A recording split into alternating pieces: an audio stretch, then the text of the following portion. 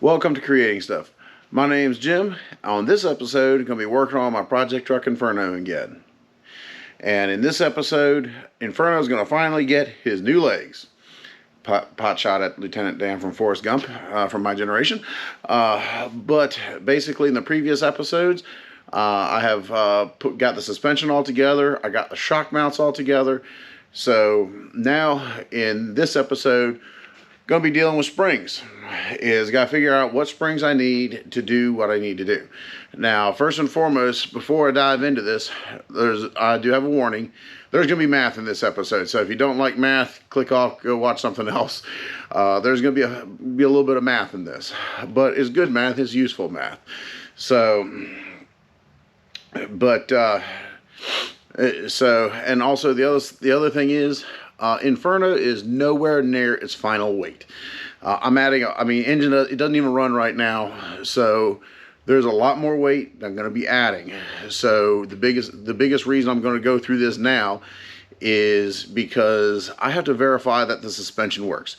So once I get the truck to run, get a dry shaft and brakes on it, so I need to make sure there's no issues with the suspension. This is the very first time I've ever built a vehicle from the ground up with a linked suspension.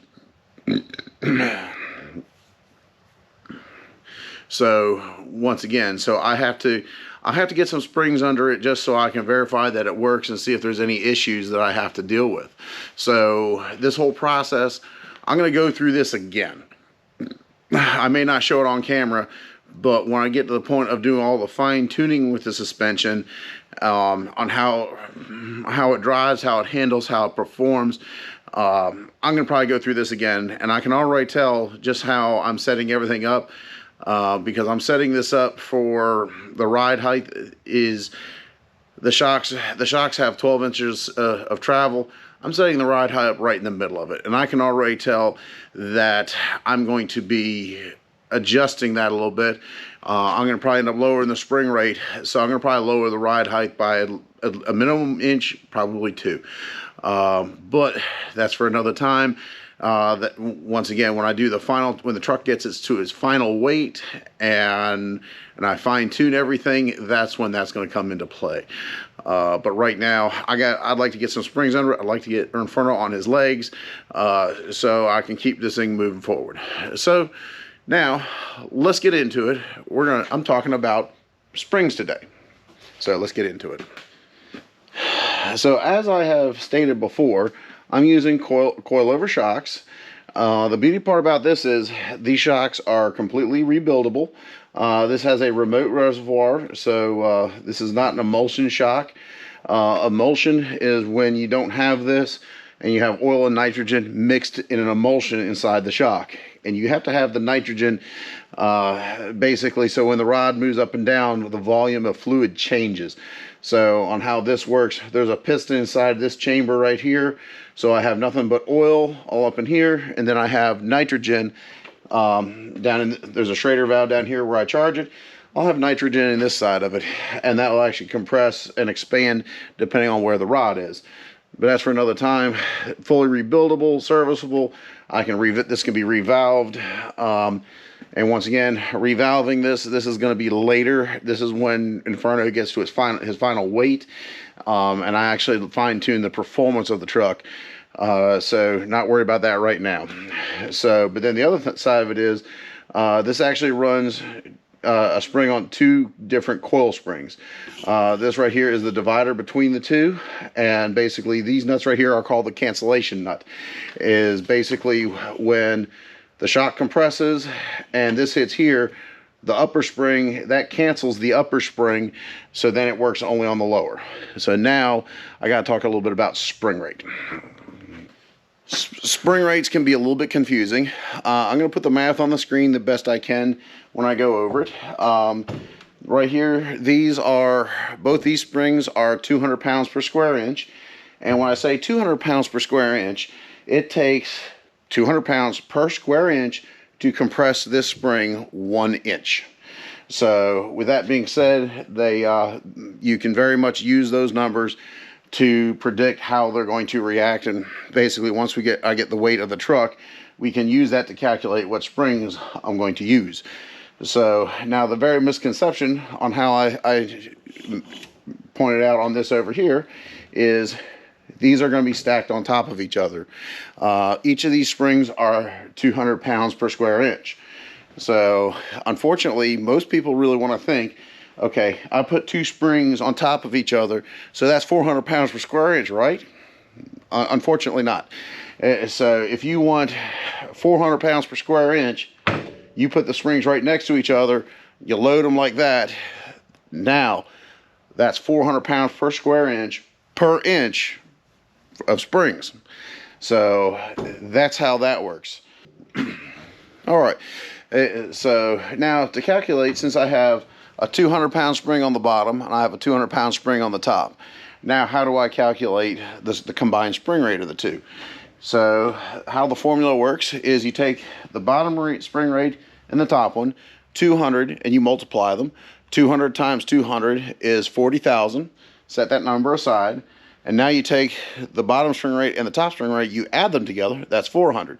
So you take 40,000, divide by 400, that equals 100. So that is a 100 pound spring rate right there. So I know it's kind of confusing, but if you take all these numbers and calculations and put them into real world application, it'll all make sense. So and that's exactly what I'm going to do. So now, in order to figure out what spring rate Inferno needs, is I need to weigh it. Now, you could go get some scales. That is a possibility. And the process that I'm using, basically, this is one of the easiest processes I could find.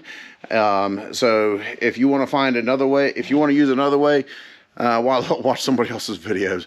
But once again, but most specifically, need to know how much weight they're holding up. Because although I could put the truck on some scales, but the weight of the axles are not part of what this is holding up, because the shock is pushing down on the axle. So I'm just interested in what's on top. And then also, depending on where your engine transmission is set up, is you could actually, like the Inferno, the engine is very far forward. So I'm going to have more weight on the front axle than the rear. Right now, I will fix that. You have to bear with me. Hang on there. It's going to take me a while longer to get to this point, but there's a solution for that. So, anyways, so I need to know exactly how much these shocks, how much weight they're holding. So, but the easiest way to do it is, first and foremost, is since I have 200 pound spring rate springs, it's very easy. I can put one on either side of the front of Inferno, put the shock in. I'm going to put each spring in this shock and then set the weight on it. So these two springs are 14 inches long. When they compress, I'm going to measure how much difference how much they compressed. So because if it's 200 pounds per square inch per inch, then however much the springs compress, I can then calculate how much weight these shocks are holding. So, but anyways, so I hope that's as confusing as I can make it. But the beauty part about this is, once again, by using the distance the spring compresses, although once again, there's many different ways you can weigh it, but that measures exactly how much weight because my shocks are not on a perfect straight up and down. They're angled. and actually the angle changes, but they're on an angle. So with that, I can get a very good accurate weight on how much weight those are holding. So tell you what, I think I've done enough yakking. I still got some more math coming. So right now I have to get Inferno set up. I'm going to go ahead and put these shocks in the front. I'm going to set it up with these springs, and then I'm going to put some weight on it, go from there. So let's get to it.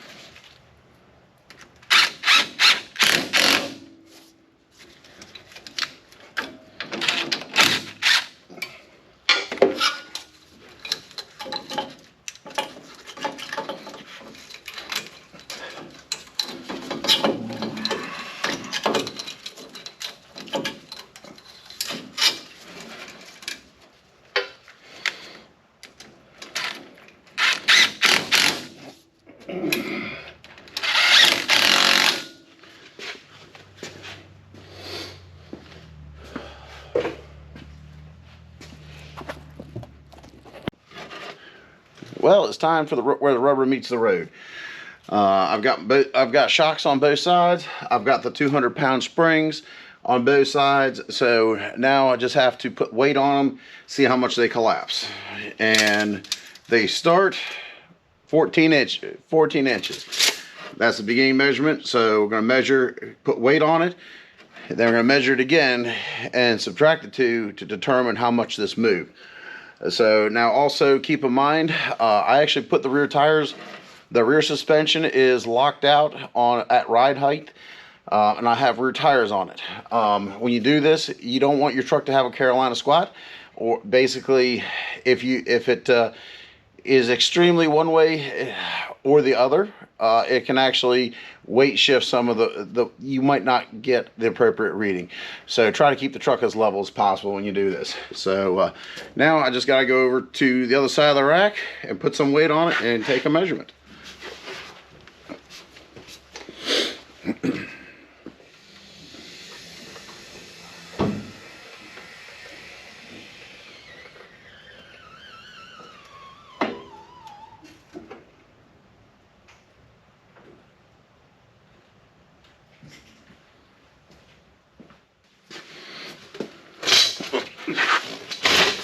All right, now I have all the weight on the front springs. They look like they're bottomed out, but they're not. They still have a little bit more to go in there. All the weight is off the rack. So now I'm going to use my digital caliper. This only goes up to 12 inches, so that's why I use the tape measure, because it was originally at 14 inches. So I'm going to measure this again. Where's it go?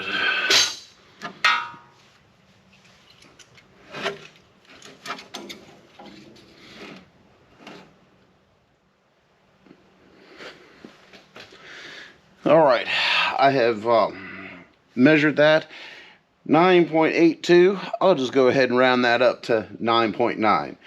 So now, since we take, all right, so now we know the spring moved, measures now 9.9. It was 14. So there is no shame to use a calculator. So 14 inches subtract 9.9, and that gives us 4.1 inches. And you take that 4.1 inches, since this is a 200-pound spring, times 200 equals 820 pounds. So this shock and the one on the other side are holding 820 pounds. So now to determine the spring rate, what we need is, because so you take that 820 pounds, and keep in mind, when this is fully unloaded, when I put load on it, my ride height, I want to ride 6 inches. So basically I want the springs to compress 6 inches, and then I have another 6 inches to compress before it bottoms out. So I take that 820 pounds, divide it by 6 inches, and that comes up to 136 pound spring. So now I take that 136 pound spring, and how I talked about earlier on how you take your bottom spring, your primary, your secondary upper spring, you multiply them, then you divide that by the two of them added together, the sum of them, to get your spring rate. Well, guess what? I could do a whole lot of math, but you don't get a medal for that. So I'm going to put it up on the screen. This is just a spring rate chart. Basically, you have a chart along the top and bottom of spring rates. So basically, I'm going to find 136 pounds, and basically it's going to cross into what I'm going to need is about I believe it's a 300 pound spring on the bottom and a 250 pound spring on the top. And you always want to put the heavier spring on the bottom, the lighter on the top, because, and that's the neat thing is, because if a 250 and a 300 gives you a 136 pound spring, when this cancellation nut hits right here, then I move up to a 300, because this is 136 with them together. When you cancel this upper one out, then it goes to a 300 pound. So these cancellation nuts, you set them up close, so before you bottom out, you can cancel the top spring, increase your spring rate, so your spring will get a lot stiffer before it bottoms out. So that's, and once again, the ultimate spring for this truck. These are not going to be the final springs, but this is just the one so I can test it. So, but tell you what, after all that math, unfortunately, I don't have these springs. I have to order them because, like I said, I got these coilovers used, so I got 8 springs, and unfortunately none of them are heavy enough to make this work. So I got to order 4 springs for the front, and but luckily I have already weighed the rear, and I do have a combination I can put in the rear. So luckily I only have to buy 4, but that's for right now. I got to do some fine tuning in the future. So that very well may change. So, but now, it'll be instantaneous for you, but I gotta wait for a week or so for some springs to come in. So, so this is gonna go right into a clip of me opening some boxes with some springs. So let's get with it. It has been 2 weeks since I have worked on the suspension on Inferno. Is the last time I had this camera on when I was measuring the springs was 2 weeks ago. I had a lot going on. This is just the tail end. This is just after the Christmas holiday, and had a lot going on. I had to work a lot. So, but now, guess what? I finally have the springs to do the front end, and to see if all the calculations and everything comes out right, and it rides the right height. So I'm very much looking forward to this. This is going to be a big moment where Inferno can sit on his own legs for the first time, and actually.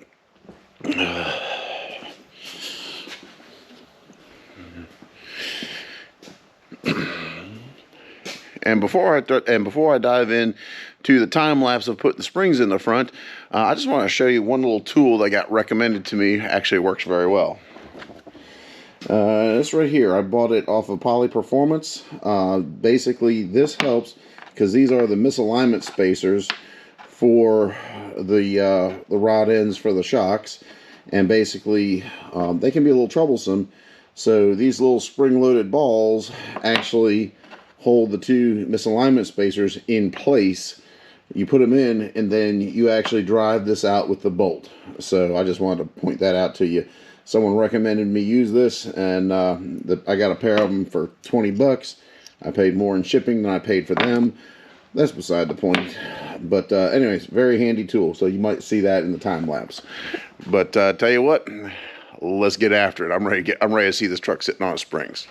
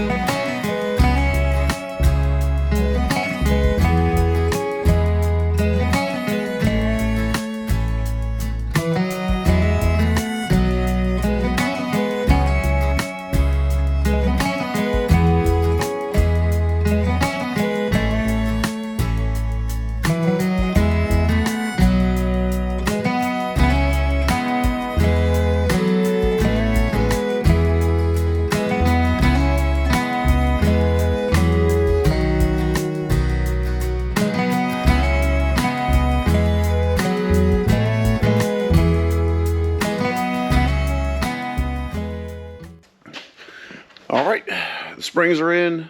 The springs are in. The shocks are hooked up to the axle. So now all that's left to is lift it up, put the stands back on the front end, set it down, and see if this suspension squats 6 inches. So I'm going to take a measurement before, see what the measurement is, put the weight on it, and see if it squats 6 inches.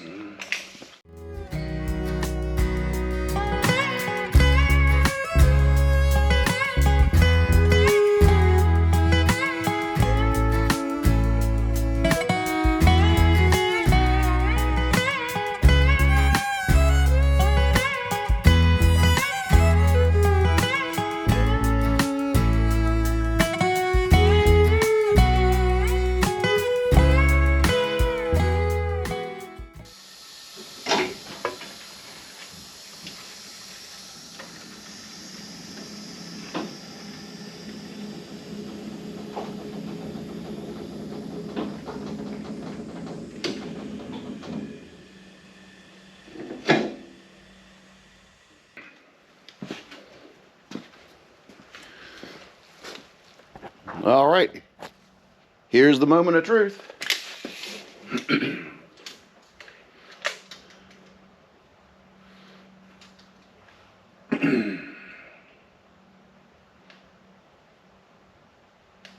Well, it sank a ½ inch farther. Basically, I measured 26.5 and I measured 20. So if it was 20.5, it'd be dead on perfect, but that ½ inch I can make up with the preload on the springs. So this worked perfect, absolutely perfect. Now, and once again, as I said multiple times, this is not the final. I have to do this whole process again because the truck's not at its final weight. And plus, I also plan to probably lower the whole ride height of probably about 1 inch to 2 inches. But that's gonna be quite a bit down the road. But before I can do that, I have to get the truck be able to run, drive, and with brakes, so I can actually drive the truck not on a public road. And I just have to make sure the suspension works right. So, but tell you what, for now, I think Inferno needs to get some daylight. So I'm gonna lift this back up, put some tires, and gonna roll it outside, and I'm gonna try flexing it out for the first time and see what happens. So let's get some tires on this thing, get this truck outside.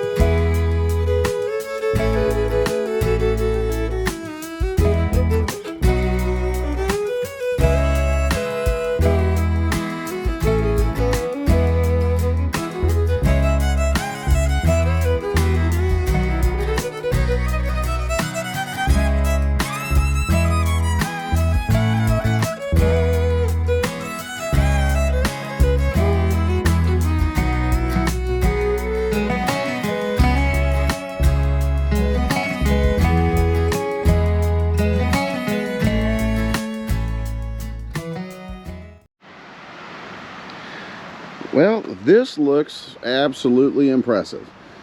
So far, so good. First time I flexed it out, nothing came apart. And this is not all the flex it has. It actually has a little bit more, but as I keep on saying, this is not the final weight. So basically, I'm going to be adding some weight. I'm also talking about lowering the suspension ride height. And so I'll be softening the springs up. So there's a little bit more left in it. That rear tire is a little over 3 feet off the ground. Like I said, all the other tires are still on the ground. Shocks are not, they're not fully extended nor fully compressed. There's still some left on the rear and the front. So it could squeeze a little bit more out of it, but you know what? I'm good with it. This is the most suspension travel I've ever had, is because I've always been a leaf spring guy.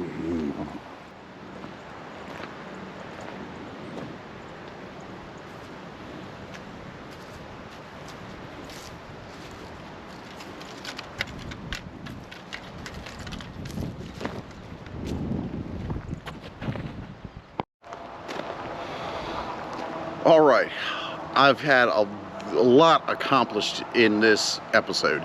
Like I said, this is a true milestone. Like I said, because this is the very first linked suspension with coilover shocks that I've ever built from the ground up, from scratch. Very first time. So I'm very happy with the results so far. All my clearances look good. Nothing's rubbing, nothing's hitting.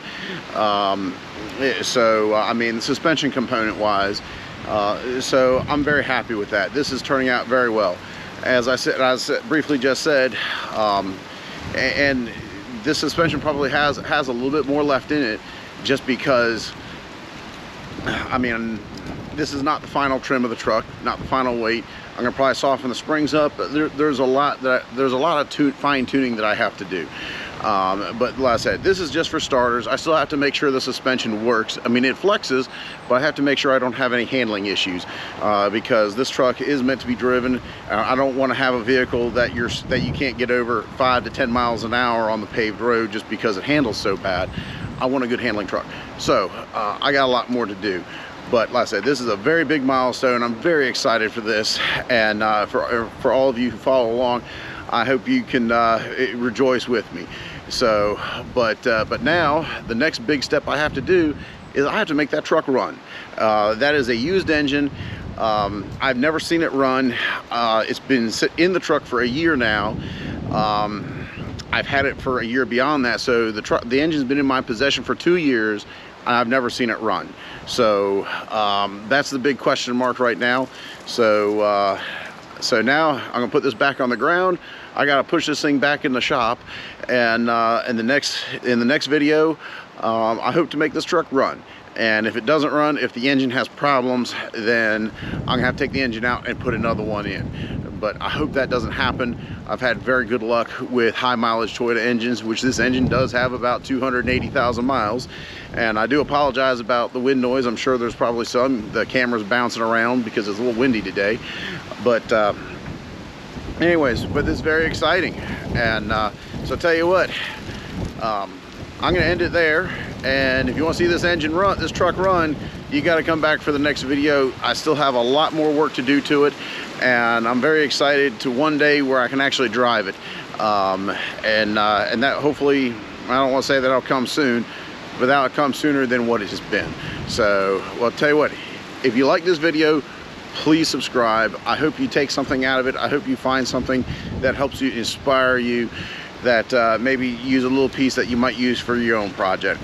So because once again, I do these videos for you, and I hope you get something out of it. If not, get a good laugh at me. I'm good for that. So, but anyways, so until next time, be creative.